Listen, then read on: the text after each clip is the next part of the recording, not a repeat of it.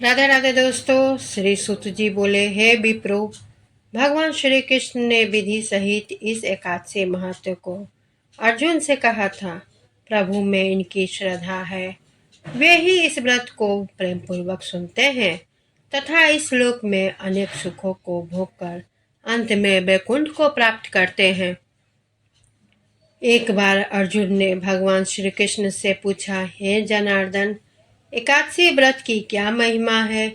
इस व्रत को करने से क्या है, कौन सा पुण्य मिलता है? इसकी विधि क्या है? सो आप मुझे बताने की कृपा करें। दोस्तों, इस एकादशी व्रत का नाम उत्पन्ना एकादशी है और इस एकादशी का नाम उत्पन्ना क्यों पड़ा, ये आगे की कथा में आपको समझ में आएगी। कथा में बने रहें और अंत तक सुने, तभी पूरी एकादशी की व्रत कथा का आपको पुण्य मिलेगा।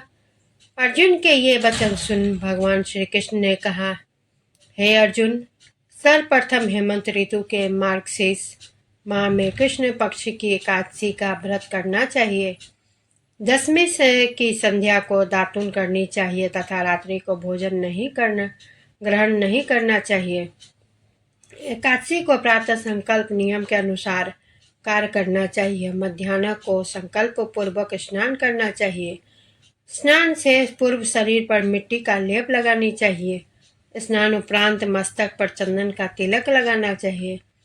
चंदन लगाने का मंत्र इस प्रकार है, अश्व क्रांते, रथ क्रांते, विष्णु क्रांते, वसुंधरे, उद्धतापी, वराहेन, कृष्णेन सतबाहुना, मृतके हर्मे पाप यन्मया पूर्वक संचितम त्वचा हतेन पापेन गच्छामि परमागतिम। स्नानोपरांत धूप दीप नैवेद्य से भगवान की पूजा अर्चना करनी चाहिए। रात्रि में दीपदान करना चाहिए। ये सभी सात्विक कर्म भक्ति पूर्वक करने चाहिए। रात्रि में जागरण करते हुए श्री हरि का नाम का जप करना चाहिए तथा किसी भी प्रकार के भोग विलास का स्त्री प्रसंग से सर्वथा दूर रहना चाहिए। हृदय में पवित्र एवं सात्विक विचारों को ही स्थान देना चाहिए। इस दिन श्रद्धापूर्वक ब्राह्मणों को दान दक्षिणा देनी चाहिए तथा उनसे अपने पापों की क्षमा याचना करनी चाहिए। धार्मिक जनों को शुक्ल पक्ष तथा कृष्ण पक्ष की दोनों एकादशियों को एक समान समझना चाहिए। इनमें भेदभाव नहीं करना चाहिए। उपरोक्त विधि के अनुसार जो मनुष्य एकादशी का व्रत करते हैं उनको शंखों द्वार तीर्थ एवं दर्शन करने से जो पुण्य प्राप्त होता है वह एकादशी व्रत के पुण्य के 16वें भाग के समान भी नहीं है। हे अर्जुन, व्यतिपात युग में, संक्रांति में तथा सूर्य ग्रहण एवं चंद्र ग्रहण में दान देने से तथा कुरुक्षेत्र में स्नान करने से जो पुण्य प्राप्त होता है वही पुण्य को एकादशी के व्रत करने से प्राप्त होता है। हे कुंती पुत्र, जो फल वेद पाठी ब्राह्मणों को 1 सहस्त्र गोदान करने से प्राप्त होता है उससे 10 गुना अधिक पुण्य एकादशी को व्रत करने से प्राप्त होता है।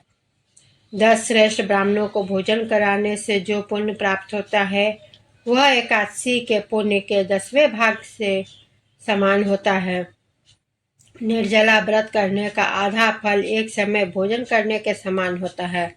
अतः एकादशी का व्रत करने पर ही यज्ञ दान तप आदि प्राप्त होते हैं, अन्यथा नहीं। अतः एकादशी का व्रत अवश्य ही करना चाहिए। इस एकादशी के व्रत में शंख से जल नहीं पीना चाहिए। मांसाहार तथा अन्य निरामिष आहार का एकादशी के व्रत में सर्वथा निषेध है। एकादशी के फल सहस्त्र यज्ञों से भी अधिक है। भगवान श्री कृष्ण के वचन सुन अर्जुन ने कहा, हे प्रभु, आपने इस एकादशी के व्रत को पुण्यों के अनेक तीर्थों के पुण्य से श्रेष्ठ तथा पवित्र बतलाया है। कृपा करके यह सब आप विस्तार पूर्वक कहिए। श्री कृष्ण ने बोले, हे पार्थ, सतयुग में एक महाभयंकर दैत्य हुआ था। उसका नाम मूर था। उस दैत्य ने इंद्र आदि देवताओं पर विजय प्राप्त कर उन्हें अपने पद से हटा दिया। तदोपरांत इंद्र ने भगवान शंकर से प्रार्थना की, हे भोलेनाथ, हम सब देवता मूढ़ दैत्य के अत्याचारों से दुखी होकर मृत्यु लोक में अपना जीवन व्यतीत कर रहे हैं। राक्षसों के भयंकर भय से हम बहुत दुख और कष्ट भोग रहे हैं। मैं स्वयं बहुत दुखी और भयभीत हूँ। अन्य देवताओं की तो बात ही क्या। अतः हे कैलाशपति, कृपा कर आप मूढ़ दैत्य के अत्याचार की रक्षा कर उपाय बतलाइए। देवराज की प्रार्थना सुन शंकर जी ने कहा, हे देवेंद्र, आप भगवान श्री हरि के पास जाइए। मधु कैटभ का संहार करने वाले भगवान हरि देवताओं को अवश्य ही इस भय से मुक्त करेंगे। महादेव जी की आज्ञा अनुसार इंद्र तथा अन्य देवता क्षीर सागर गए। भगवान श्री हरि से शैया पर विराजमान थे। इंद्र सहित सभी देवताओं ने भगवान विष्णु के समक्ष उपस्थित होकर उनकी स्तुति की। हे तीनों लोकों के स्वामी, आप स्तुति करने योग्य है। हम सभी देवताओं को आपको कोटि कोटि प्रणाम है। हे दैत्यों के संहारक, हम आपकी शरण में हैं। आप हमारी रक्षा करें।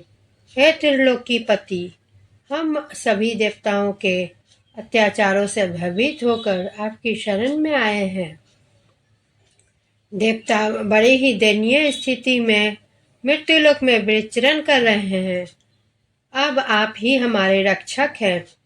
रक्षा कीजिए। हे कैलाशपति, हे जगन्नाथ, हमारी रक्षा करें।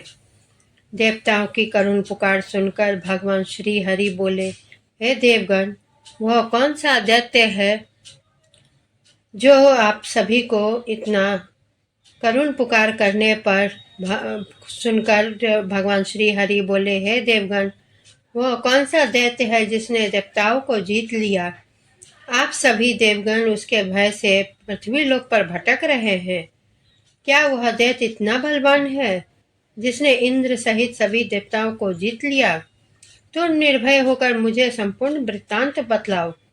भगवान विष्णु के इस स्नेहमय वचनों को सुनकर देवेंद्र ने कहा, हे प्रभु, प्राचीन काल में ब्रह्म वंश में उत्पन्न हुआ नाड़ी जंगम नाम का एक असुर था, जिसका मूर नाम का एक पुत्र है, जो चंद्रावती नामक नगरी में निवास करता है, जिसने अपने बल से मृत्युलोक एवं देवलोक को विजय प्राप्त कर ली है तथा सब देवताओं को देवलोक से निकालकर अपने दैत्य मुकुल के असुरों को इंद्र, अग्नि, यम, वरुण, चंद्रमा आदि लोकपाल बना दिया है। वह संग सुर बन गया है, पृथ्वी को तपाता है तथा स्वयं मेघ बनकर जल की वर्षा भी करता है। अतः आप इस बलशाली भयानक असुर का संहार करके देवताओं की रक्षा करें। देवेंद्र के मुख से ऐसे वचन सुन भगवान विष्णु बोले, हे देवताओं, मैं आपके शत्रु का शीघ्र ही संहार करूंगा। आप सब इसी समय मेरे साथ चंद्रवती नगर चलिए। देवताओं की पुकार जब भगवान विष्णु तुरंत ही उनके साथ चल दिए। उधर दैत्यराज मूर ने अपने तेज से जान लिया था कि श्री विष्णु युद्ध की इच्छा से उसकी राजधानी के ओर आ रहे हैं। अतः अपने राक्षस योद्धाओं के साथ वो भी युद्ध भूमि में आकर गरजने लगा। देखते ही देखते युद्ध आरंभ हो गया। युद्ध आरंभ होने पर अनगिनत असुर अनेक शस्त्रों अस्त्रों को धारण कर देवताओं से युद्ध करने लगे, किंतु देवताओं को तो पहले ही डरे हुए थे। वह अधिक देर तक राक्षसों का सामना न कर सके और भाग खड़े हुए। तब भगवान विष्णु स्वयं युद्ध भूमि में आ गए। दैत्य पूर्व से ही अधिक उत्साह में भरकर भगवान विष्णु से युद्ध करने लगे। वे अपने अस्त्र शस्त्रों से उन पर भयंकर प्रहार करने लगे। दैत्यों के आक्रमण को श्री विष्णु अपने चक्र एवं गदा के प्रहारों से नष्ट करने लगे। इस युद्ध में अनेक दैत्यों सदा के लिए मृत्यु की गोद में समा गए, किंतु दैत्यराज मूढ़ भगवान विष्णु के साथ निश्चल भाव से युद्ध करता रहा। उसका तो जैसे अभी भी का नहीं हुआ था। वह बिना डरे युद्ध करता रहा। भगवान विष्णु मूड को मारने के लिए जिन जिन अस्त्रों शस्त्रों का प्रयोग करते रहे, वे सब उनके तेज से नष्ट होकर उस पर पुष्पों के समान गिरने लगे। अनेक शस्त्रों अस्त्रों का प्रयोग करने के पर भी भगवान विष्णु उससे जीत ना सके। तब वे आपस में मल्लयुद्ध करने लगे। भगवान श्री हरि उस देवताओं के लिए असुर से भी देवताओं के लिए सहस्त्र वर्ष तक युद्ध करते रहे, किंतु उस असुर से विजय न हो सके। अंत में भगवान विष्णु शांत होकर विश्राम करने की इच्छा से बद्रिकाश्रम स्थित 38 कोस लंबी एक द्वार वाली हेमवती नाम की एक गुफा में प्रवेश कर गए। हे अर्जुन, उस गुफा में प्रभु ने शयन किया। भगवान विष्णु के पीछे पीछे वह दैत्य भी चला आया। भगवान श्री हरि को सोता देखकर वह उन्हें मारने को तैयार हो गया, यह सोचकर कि आज मैं अपना चिर शत्रु का अंत ही कर दूंगा, सदा सर्वदा के लिए नष्ट विनष्ट हो जाएगा। परंतु इसकी यह इच्छा पूर्ण ना हो सकी, क्योंकि उसी समय भगवान विष्णु की देह से दिव्य वस्त्र धारण किए हुए एक अत्यंत मोहिनी कन्या उत्पन्न हुई और राक्षस को ललकार कर उसे युद्ध करने लगी। उस कन्या को देखकर राक्षस को घोर आश्चर्य हुआ और वह विचार करने लगा कि यह ऐसी दिव्य कन्या कहाँ से उत्पन्न हुई। तदोपरांत वह असुर उस कन्या से निरंतर युद्ध करता रहा। कुछ समय व्यतीत होने पर उस कन्या ने क्रोध में आकर उस दैत्य के अस्त्र शस्त्रों के टुकड़े टुकड़े कर दिए, उसका रथ तोड़ डाला। अब तो उस दैत्य को बड़ा ही क्रोध आया। वह सारी मर्यादा भंग करके उस कन्या से मल्लयुद्ध करने लगा। उस तेजस्वी कन्या ने उस राक्षस को एक प्रहार में मूर्छित कर दिया तथा उसकी मूर्छा टूटने से पूर्व ही उसका शीश कटकर धड़ से अलग कर दिया। शीश कटते ही वह असुर पृथ्वी पर गिरकर मृत्यु को प्राप्त हुआ तथा शेष बचे असुर अपने राजा का ऐसा दुखद अंत देखकर भयभीत होकर पाताल लोक में भाग गए। भगवान विष्णु जब निद्रा से जागे तो उस असुर को मरा देखकर उन्हें घोर आश्चर्य हुआ और वे सोचने लगे कि इस महाबली को किसने मारा। तब वह तेजस्वी कन्या श्री हरि से हाथ जोड़कर बोली, हे जगदीश्वर, यह असुर आपको मारने को धत था। तब मैंने आपके शरीर से उत्पन्न होकर इस असुर का वध कर दिया। कन्या के वचनों को सुन भगवान विष्णु ने कहा, तुमने इस असुर का अहंकार संहार किया, अतः हे कन्या, मैं तुमसे अत्यंत प्रसन्न हूँ। इस राक्षस का अंत कर तुमने तीनों लोकों के देवताओं को कष्ट को हरा है। इसलिए तुम अपनी इच्छा अनुसार वरदान मांग लो, मैं तुम्हारी प्रत्येक इच्छा को पूर्ण करूँगा। भगवान विष्णु के वचनों को सुनकर कन्या बोली, हे प्रभु, मुझे यह वरदान प्रदान करे कि जो कि मनुष्य या देव मेरा व्रत उसके सभी पाप नष्ट हो जाए, अंत में वे स्वर्गलोक को प्राप्त हो। मेरे व्रत का आधा फल रात्रि को ही मिले तथा उसका आधा फल एक समय भोजन करने वाले को मिले। जो श्रद्धालु भक्ति पूर्वक मेरे व्रत को करे वे निश्चय ही वैकुंठ लोक को प्राप्त करे। जो मनुष्य मेरे व्रत में दिन तथा रात्रि को एक एक समय भोजन करे वह धन धान्य से भरपूर हो। कृपा करके मुझे ऐसा वरदान दीजिए। भगवान श्री हरि ने कहा, हे कन्या, ऐसा ही होगा। मेरे और तुम्हारे भक्त एक ही होंगे और अंत में संसार में प्रसिद्धि प्राप्त कर मेरे लोक को प्राप्त होंगे। हे कल्याणी, तुम एकादशी को प्रकट हुई हो, इसलिए तुम्हारा नाम भी एकादशी हुआ। क्योंकि तुम मेरे अंश से उत्पन्न हुई हो, इसलिए संसार में तुम्हें उत्पन्ना एकादशी के नाम से विख्यात होगी। तथा जो मनुष्य इस दिन व्रत करेंगे उनके समस्त पाप समूल नष्ट हो जाएंगे। तुम मेरे लिए यह तब तीज, अष्टमी, नवमी तथा चौदस से भी अधिक प्रिय हो। तुम्हारे व्रत का फल सब चौथे के फल से भी महान होगा। यह मेरा आकट्य कथन है। इतना कहकर भगवान श्री हरि उस स्थान के अंतर ध्यान हो गए। श्री कृष्ण ने कहा, है पांडु पुत्र, एकादशी के व्रत के फल सभी व्रतों में श्रेष्ठ है।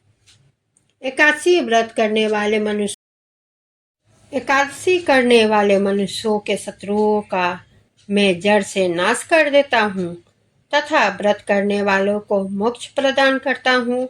उन मनुष्य के जीवन में भी जो भी कष्ट होते हैं, मैं उन्हें भी नष्ट कर देता हूँ। अर्थात मुझे अत्यंत प्रिय एकादशी के व्रत को करने वाला प्राणी सभी ओर से निर्भय तथा सुखी होकर अंत में मोक्ष को प्राप्त होता है।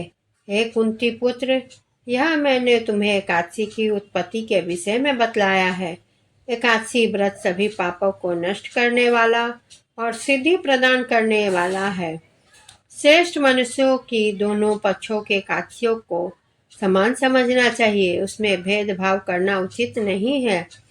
जो मनुष्य एकादशी महत्व कथा का श्रवण एवं पठन करे, उसे अश्वमेघ यज्ञ के समान फल प्राप्त होता है।